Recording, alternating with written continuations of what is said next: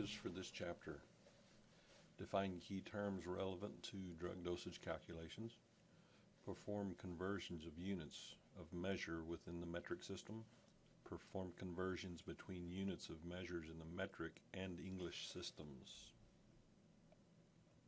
calculate strength of solutions in percentages and ratio forms, and perform drug dosage calculations. First topic we're going to talk about are exponents.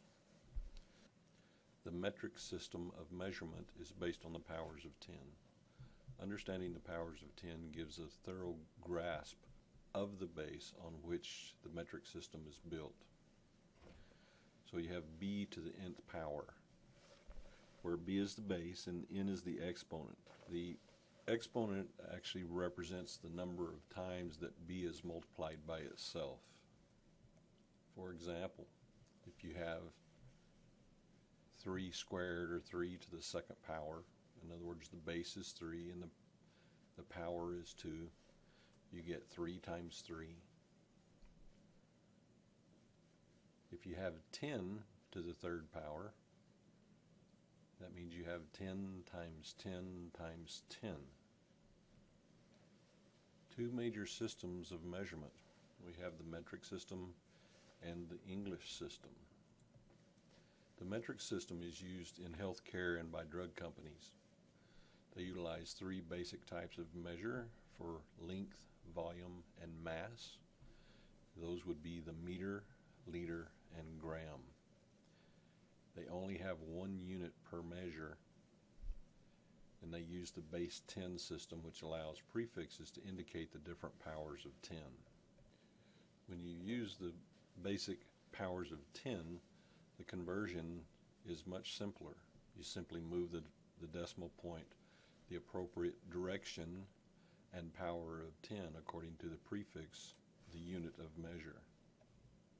Table 2.1 kind of gives a comparison between the metric and English system equivalent, where the meter is slightly more than 1 yard, a liter is slightly more than 1 quart, and a gram is about 1/30th of an ounce. Table 2-2 are common prefixes of the metric system. What these prefixes are for, they just tell you how many of the base unit there are. In other words, if you use the prefix kilo when you're talking about grams, you have kilograms. Well, kilo represents 1,000. So what that means is you have 1,000 grams. So a sample problem, 500 mLs is equal to how many liters? mL stands for milliliters. And if we go back and look at the previous chart, milli represents thousandths, or 10 to the minus 3. So you simply move the decimal 3 spaces or powers of 10 to the left according to the prefix chart, and the answer is 0.5 liters. Another little tidbit is about comparing a cubic centimeter milliliter. They're the same, so this kind of shows you the representation there. The cubic centimeter is a cube that is 1 centimeter in length and on all sides, and 1 milliliter will fill that cube. Here's another chart, offers a more comprehensive idea of the prefixes. Also the abbreviations associated with those prefixes. One of the things that I see that they left out is 10 to the 0th power.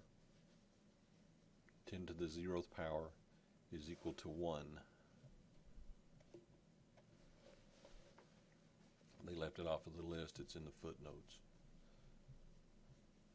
So you need to become familiar with this list so that you have an idea of what they're talking about, or how many they're talking about. We're going to use the factor label method to convert between units of metric and English systems. This allows starting units to cancel or divide out. And the way you're going to begin is you're going to write down the starting value with the units over the number 1, placing the equation in the form of a fraction. Second, you're going to place the starting unit in the denominator of the next fraction to divide or cancel out, and place the desired units in the numerator. Here are some conversion factors between the two systems. 1 inch is equal to 2.54 centimeters. 2.2 pounds is equal to 1 kilogram. 1.06 quarts equals 1 liter. So using these conversions, let's convert between pounds and kilograms. If an individual weighs 150 pounds, the drug dosage order is 10 milligrams per kilogram. How much drug should he receive? The first step in this process is to change pounds to kilograms. Therefore, write the given weight as a fraction with 1 in the denominator. Then place the unit you want to cancel. In this case, it would be the pounds in the denominator, which is the bottom portion of the fraction. And the unit you want to convert to, in this case kilograms, in the numerator of the next fraction. It looks like this. We started with 150 pounds. We disguised the number 1 because I know that 1 kilogram is equal to 2.2 pounds, and canceled out the pounds, and the only units I have left is kilograms, and then I just have to do the math. 150 divided by 2.2. Because the dose reads 10 milligrams per kilogram, this patient should receive 10 times 68.18 kilograms, or 681.8 milligrams of the drug. You then have to be practical, working with the dosage units available, so round the dose appropriately, that is to 682 milligrams. Doing some calculations, many drugs are given in solution form, and the dosage may need to be calculated depending on the strength of the solution. So some terms you might need to be familiar with. A solution, a chemical or physical homogeneous mixture of 2 or more substances. A solution contains a solute and a solvent. A solute is either a liquid or a solid that is dissolved in a liquid to form a solution. A solvent is the liquid that dissolves the solute. Drug solutions can be made by dissolving either a liquid or a solid solute of active drug. The different types of solutions, we have a weight to volume solution and a volume to volume solution. Weight to volume solutions are made with a solid drug solute, such as a powder, dissolved in a liquid solvent. A volume to volume solution is made up of a liquid drug solute dissolved in a liquid solvent. The difference here is the weight to volume is a solid in a liquid, and the volume to volume is a liquid in a liquid. In a weight to volume solution, the W represents the weight or amount of solute. The V represents the total amount of solution. An example of a weight to volume solution is a solid solute being dissolved in a solid, such as a powder. An example would be mixing powdered chocolate with hot milk to make hot chocolate. A volume to volume solution, the first V represents the volume of the liquid of the solute. The second V represents the volume of the solution. Sometimes this is also referred to as the active ingredient in the first half of these fractions, whether it's the weight volume or volume volume. It's the active ingredient. An example of a volume solution would be making hot chocolate. The liquid solute is the chocolate syrup, and the hot milk is the solvent. Here's a figure that represents both examples, where you have a weight to volume and also a volume to volume.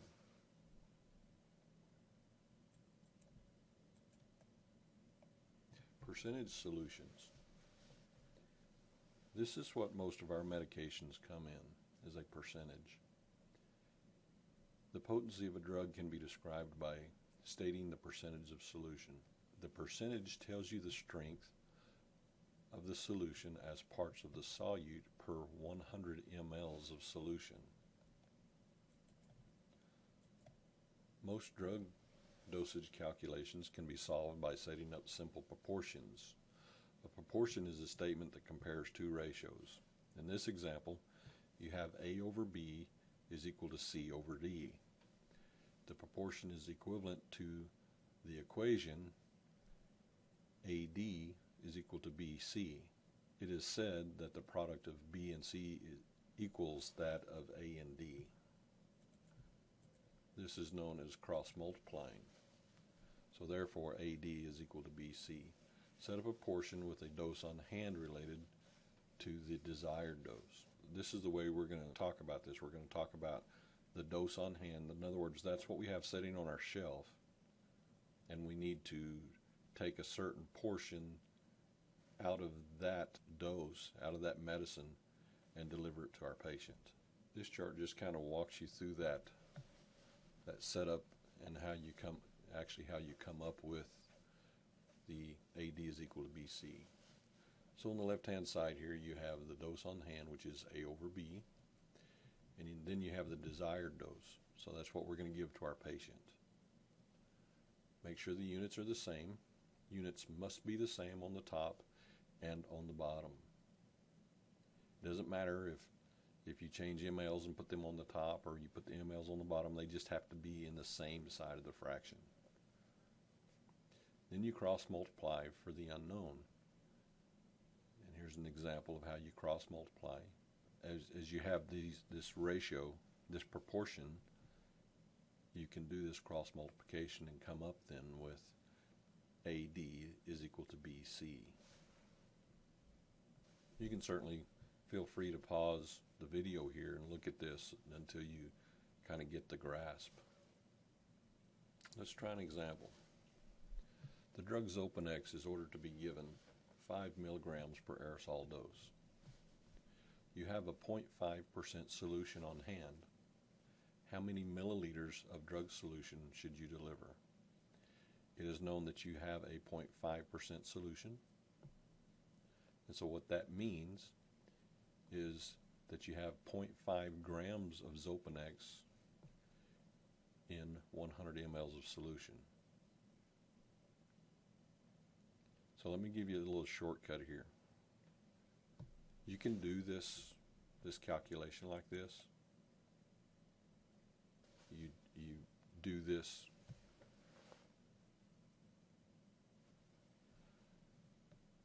where you set up the portions for what's needed, where you have 0.5 milligrams of Xopenex. On the left-hand side, this is what we have sitting on the shelf. 0.5 grams of Xopenex per 100 mLs of solution. On the right-hand side is what we're trying to give to the patient. This is what we want to deliver to the patient. If we only want to give 5 milligrams of Xopenex, then the question is how many mLs of the solution do we give them? Remember, we have to have the units that match, so we have to change or convert 0.5 grams to 500 milligrams, so your units are the same. So that's done here.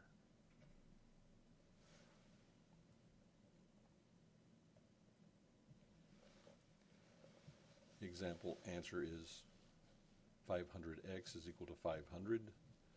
Divide both sides by 500 and you get x is equal to 1. So what that means is you need to deliver 1 ml of the drug of solution, the Xopenex, to the patient to give that desired dose. And I'm going to give you a little hint here to make this a little easier on you. If you'll take this number, let me go back here just a second. If you'll take this number of the percent right here, and just kind of disregard the percent sign for just a second. take that 0.5 and multiply it times 10. And that gives you 0.5 times 10 would give you 5 milligrams per ml. So what that does is that eliminates this 0.5 grams per 100 mLs. Now, if you want to work through that, that's fine, but that's what you're going to come up with is 0.5 times 10 is equal to 5. And so, do you see? If you're trying to deliver, so what was the question again? We're trying to deliver a 5 milligram dose. Is that easier than working through all of this and coming up with 1 ml? Because we said 1 ml has 5 milligrams in it. So take the 0.5, multiply it times 10. That gives you how many milligrams per 1 ml. Ratio solutions are another mean of expressing the strength of a solution. This represents the parts of the solute related to the particles of the solution. And this is the way you write those. It's a 1 to 200 is the way you read that. 1 to 200 solution of isoproterenol, which is a volume to volume, would contain 1 ml of isoproterenol in a liquid state in 200 mLs of solution. As we talked about before, we had weight to volume or volume to volume, and that was in 100 mLs of solution.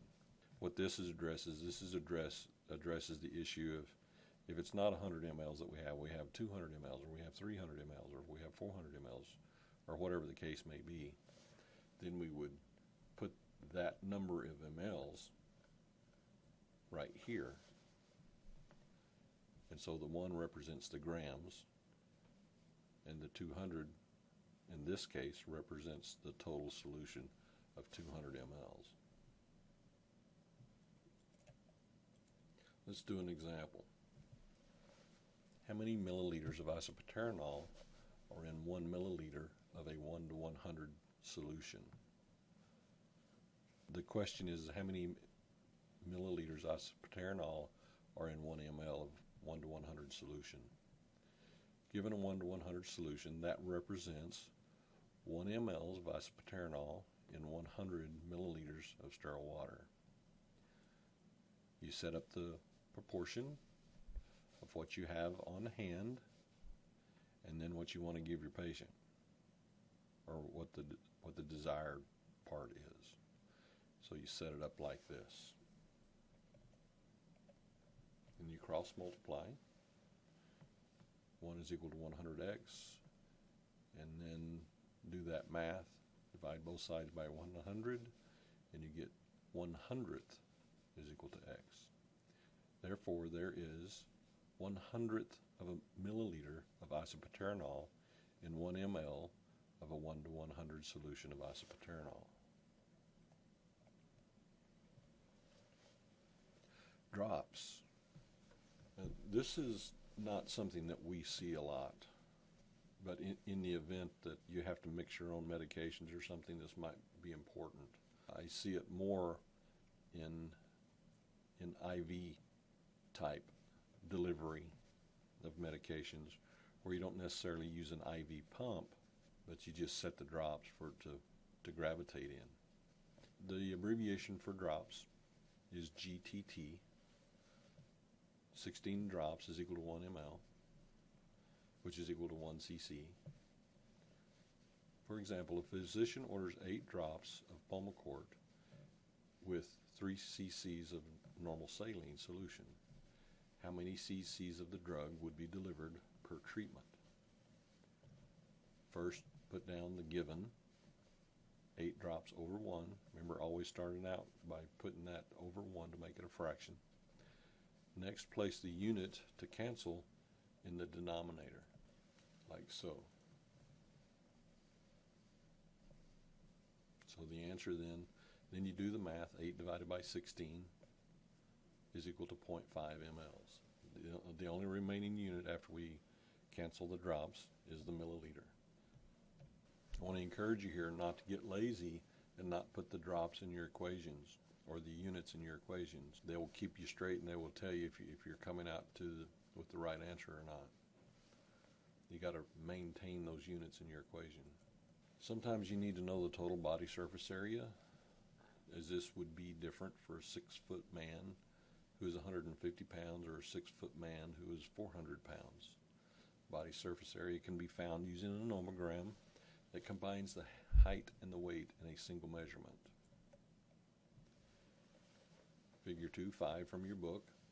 This is a nomogram, and I'll show you how to use it here. You find the height on this left-hand column, and you draw a straight line over to the weight in the right-hand column, and your body surface area, where that straight line crosses that center column, is the body surface area.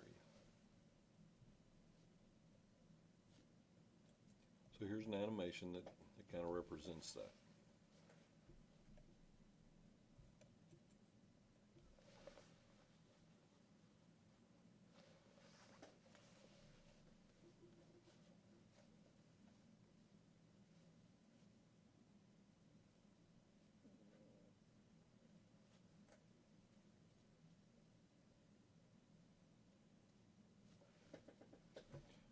Feel free to stop the video if you need to.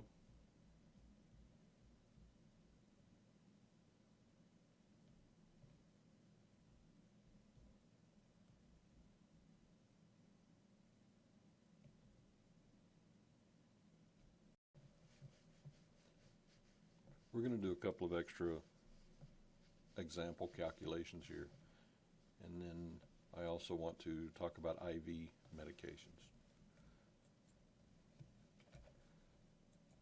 But in this example, we want to know how much salt is needed to make 1,000 mLs of a 20% solution.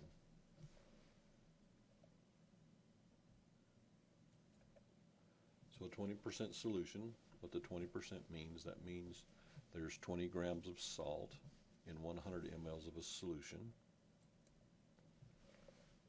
Now place this into a proportion and relate it to your desired dose. Looks like this. In other words, the dose on hand is the 20 grams in 100 mLs. The desired dose is X grams of salt in 1,000 mLs of solution.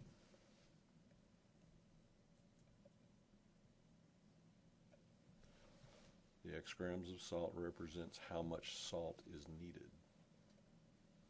So this is how I got it here.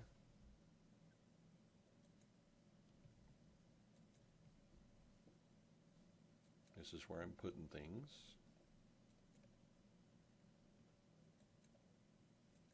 So there's my question, how much salt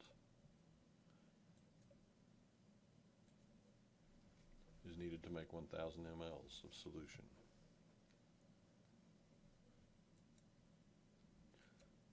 So what I'm doing here is I'm going to cross multiply, or have 20 over 100, and I've left the units off here for expedience sake, but I recommend that you don't do that, is equal to X over 1,000. So then you cross multiply and you get 20 times 1,000 is equal to 100X.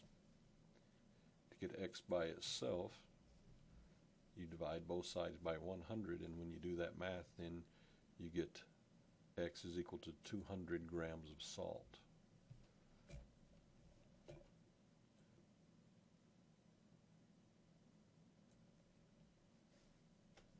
So you would take 200 grams of salt and add enough water to fill the container to the 1,000 ml mark.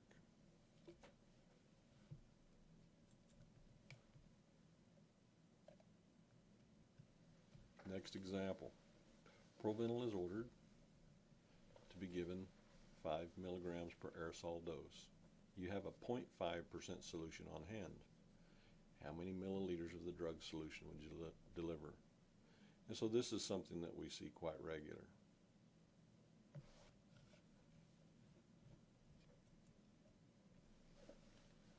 So what the 0.5% means is that you have 5 grams of Proventil in 100 mLs of solution.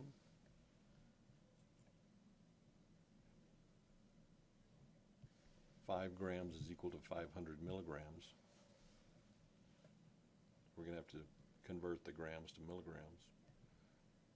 So then we put that in the ratio. We have 500 milligrams of Proventil per 100 mLs of solution on the left side. Then on the right side we have 5 milligrams of Proventil, and we need to know how many mLs it's going to take to get that 5 milligrams, and that's what we're going to give to our patient. So here's what we're doing. We're cross multiplying 500 times x is equal to 100 times 5. When you do that math, that's 500x is equal to 500. Divide both sides by 500 to get x by itself.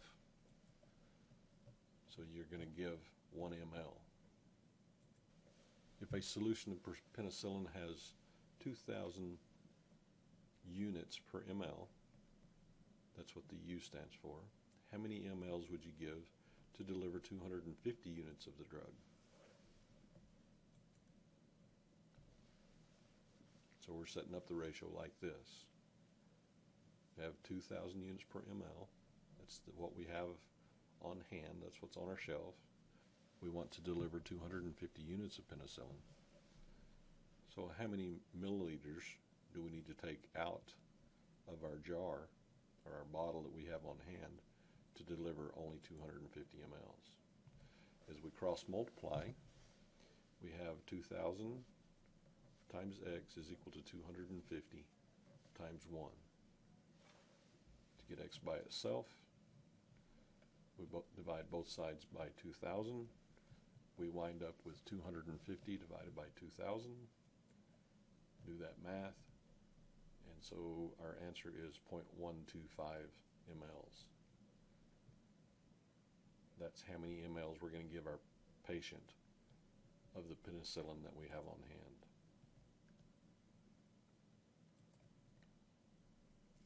A couple of study hints for you.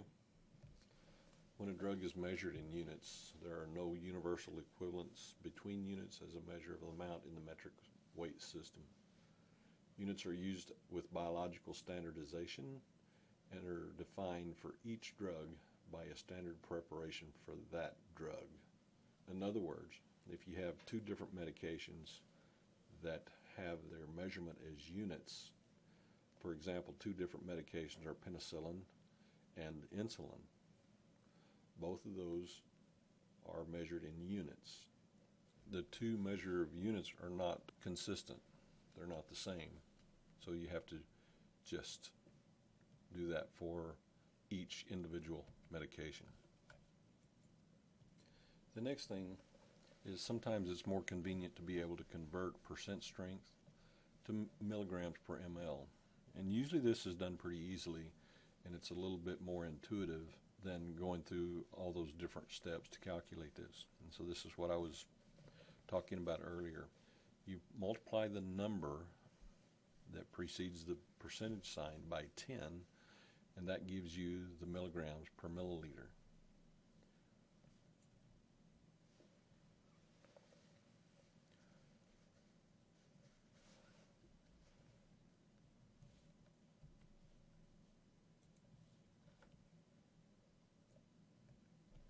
Calculating IV infusion rates, and this is not in your text, it's just something that might help you as you get into ACLS and you actually have to calculate these things.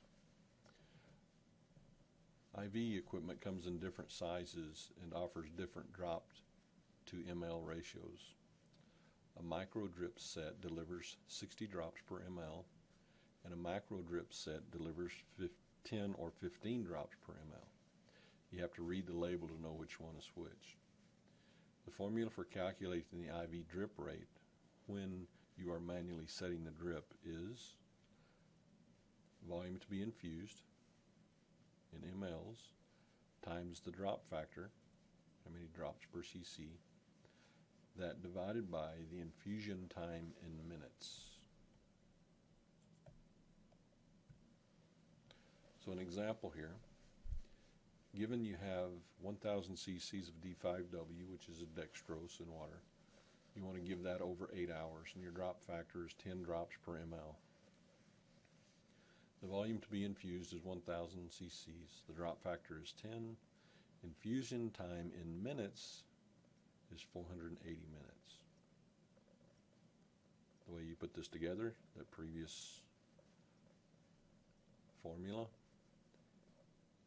plugging in the numbers here, 1,000 mLs times 10 drops divided by 480 gives you, when you do the math, 20.8, or rounding that to 21 drops per minute.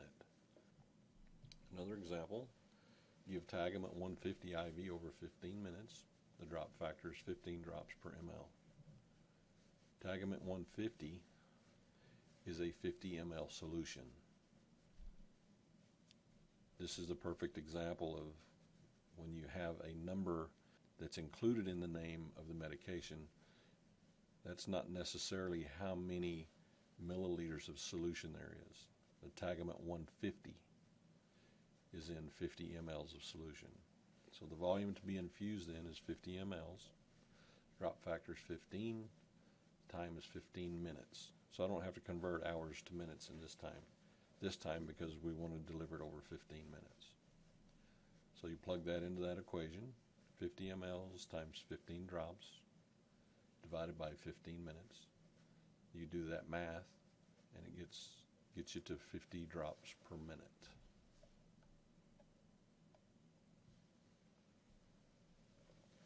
If you're using a pump, you'll need to enter the mLs per hour on the pump to set the flow rate. So what we're talking about here is milliliters over time is equal to milliliters per hour. And we need to remember that 1 hour is equal to 60 minutes. Occasionally we'll need to do that conversion.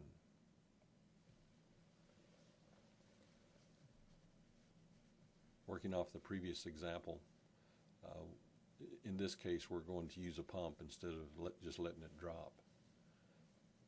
So give the Tagament 150 over 15 minutes, and remembering that it's a 50 ml solution. So we have volume to be infused is 50 mLs. The time to infuse is 15 minutes. So the medicine we have is 50 mLs over 15 minutes, and we're going to set our pump at how many mLs over 60 minutes to get this in. So that's a proportion. So now we're going to cross multiply. We have 50 mLs times 60 minutes is equal to 15 minutes times x mLs. When you do that math to get x by itself, divide both sides by 15, and you come up with 200 mLs. And so you set the rate on the pump for 200 mLs per hour, and that will deliver that medication. That medication will be finished delivering in 15 minutes.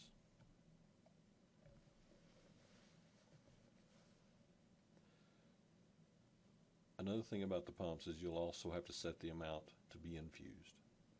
In the previous problem, you would set the amount to be infused to 50 mLs. Many times the amount to be infused is set slightly lower than the actual delivered amount so that the bag won't run dry. You certainly don't want to give them an air embolism, right? So it wouldn't be a bad idea to set the previous amount at 45 mLs. Especially if you have something that you have to maintain over a long period of time. For example, if you have sedation being delivered by IV and you have 100 mLs in your bag hanging on the pole, you probably want to set that at 90, set the amount to be delivered at 90, and what will happen is that the pump will start alarming when you get through 90 mLs, and so that will tell you, look, it's time to change this so that we can maintain the level of sedation that's required.